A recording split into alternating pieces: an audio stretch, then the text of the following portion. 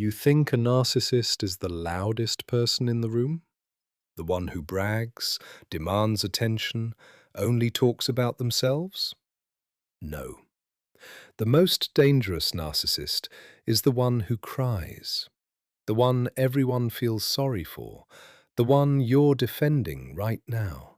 Without noticing, you've stopped defending yourself.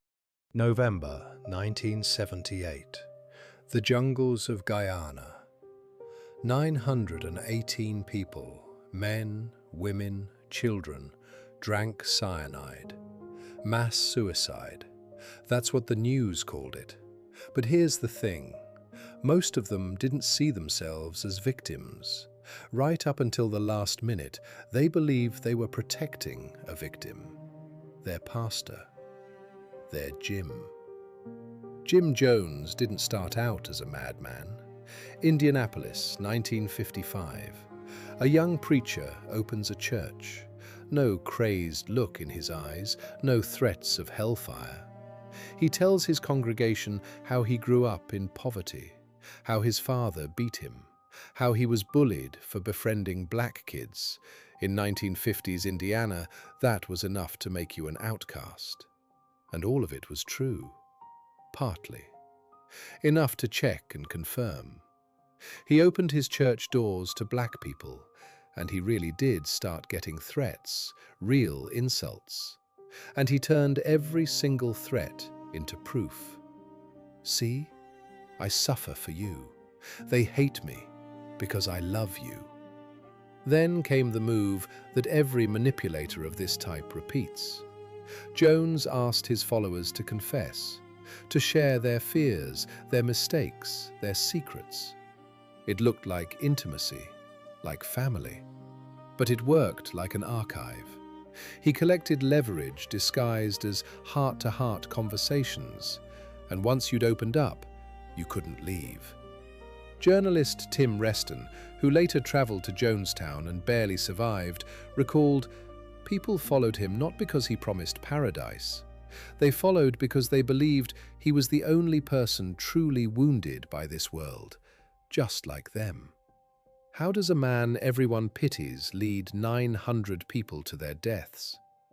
The answer lies in a mechanism that works the same way, in the jungles of Guyana, in the Kremlin, and possibly in your living room.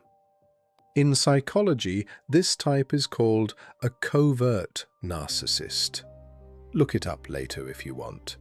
But the core of it is simpler than any textbook term. Your brain is a rescue machine. When someone suffers in front of you, your mirror neurons force you to physically feel their pain. And then an ancient algorithm kicks in. Protect the weak. Punish the attacker. Now imagine a person who knows this. Not intellectually, instinctively. Who figured out you don't need to be stronger than everyone to control them. You need to be the most wounded. Hannah Arendt wrote, "The most effective tyranny is the one that disguises itself as a victim of tyranny." That's not philosophy. That's an operating manual. An ordinary narcissist believes they're better than everyone because they're more successful, more attractive, smarter. A covert narcissist believes they're better than everyone because they've suffered more than anyone. Their pain is their holiness, and you have no right to question it. The pattern has 3 steps. Step 1, I'm hurting. The person relives their suffering right in front of you. Eyes glistening, voice trembling. You feel for them. That's normal. It means you're human. Step 2, they're against me. An enemy appears, a specific one, an ex-partner, a co-worker, the system. And here's the trick. You haven't checked a single fact, but you already hate this enemy. You already feel rage. Not yours, his. He didn't just tell you who the villain is, he made you feel it. Now you're his weapon. Step 3. You're the only one who understands. You're singled out from the crowd. You're the chosen one. But here's the trap. His wound is incurable. It's not meant to heal. It's meant to keep you treating it forever. And the moment you get tired, the moment you say, "I can't do this anymore," you instantly go from savior to enemy. Just another person who abandoned him too. Gustave Le Bon wrote, "Crowds are not swayed by those who shout the loudest, but by those who stir the deepest emotions." And what emotion runs deeper than pity? Write in the comments, was there ever someone in your life you felt sorry for, only to realize later they were the one controlling you? Joseph Stalin, a man who killed millions. And yet, arguably the biggest victim in 20th century politics, in his own telling. For years, he built the image, a simple Georgian boy surrounded by arrogant big city intellectuals. Trotsky humiliated him. The party elite looked down on him. He wasn't part of their circle. He was one of the people. Historian Stephen Kotkin notes, Stalin masterfully weaponized his marginality, both real and invented. Anyone who opposed him wasn't just an opponent.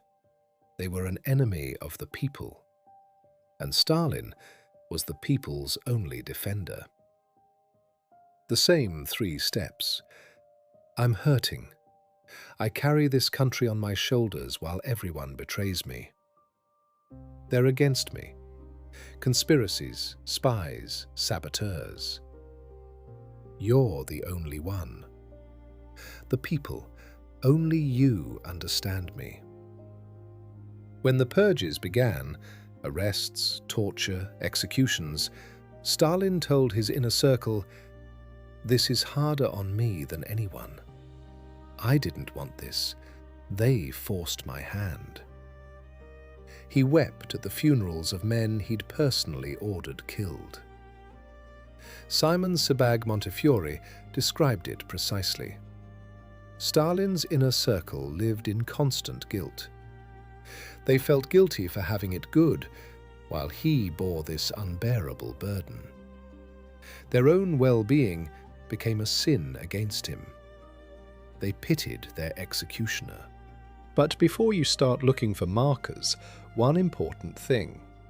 Real victims exist. And here's the difference. A real victim wants the pain to stop. A covert narcissist wants the pain to continue. Because if he recovers, he loses his power over you. Now, the markers. Suffering as currency. The person keeps returning to their pain, not to process it, but to cash it in. If every serious conversation ends with, "You have no idea what I've been through," that's not vulnerability, that's an invoice. Inverted aggression. He attacks, then instantly becomes the victim of your reaction. You raised your voice in response? He'll say, "See, everyone hurts me." And you'll end up apologizing for defending yourself. He provokes you until you snap, then presents your outburst as evidence. Enemies everywhere. A long list of former friends, former partners, former colleagues, and every single one turned out to be a traitor. All of them. Around him, a graveyard of relationships. No matter how much sympathy you pour in, the pit never fills. Isolation through trust. You're the only person I can tell this to. Sounds like closeness, works like a cage. Leaving means betrayal. What do? A simple rule. Delay your sympathy by 10 seconds. Don't shut it off, just delay it. And ask yourself, does he want to feel better? Or does he want me to do something? Pity is not love. A person who wants to be pitied doesn't want to be truly seen. He wants you to see nothing but his wound. Stalin ruled an empire, and his closest allies felt guilty before him. Jones led people to their deaths, and they believed they were saving him. We're taught to fear the ones who break bones, but maybe it's time to start fearing the ones who build prisons out of our compassion. If the most dangerous manipulator is the one you pity, when was the last time you checked who you pity right now?